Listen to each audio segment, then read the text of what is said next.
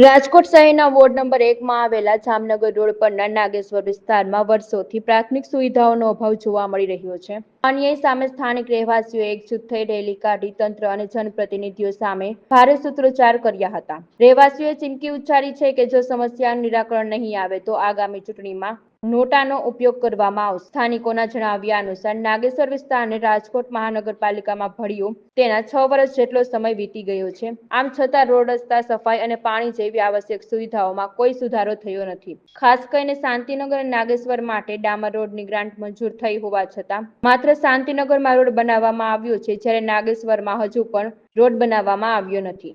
મારું નામ અનુબેન રાવલ છે. હું અહીંયા 2012 થી રહું છું નાગેશ્વર એરિયામાં.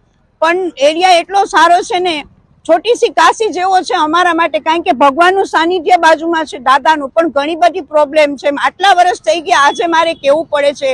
લાઇટ, રસ્તા, પાણી, એ અમે આવડી ઉંમરમાં કોઈ દિવસ પાણીના ટેન્કર નથી જોયા મંગાવતા. એની બદલે આટલા વર્ષથી પાણીના ટેન્કર જોઈ છીએ. અમને એમ લાગતું હતું કે નહીં, અમારી આ કર્મભૂમિ છે. ભલે જન્મભૂમિ બીજે છે, પણ નાગેશ્વર અમારા માટે કર્મભૂમિ છે.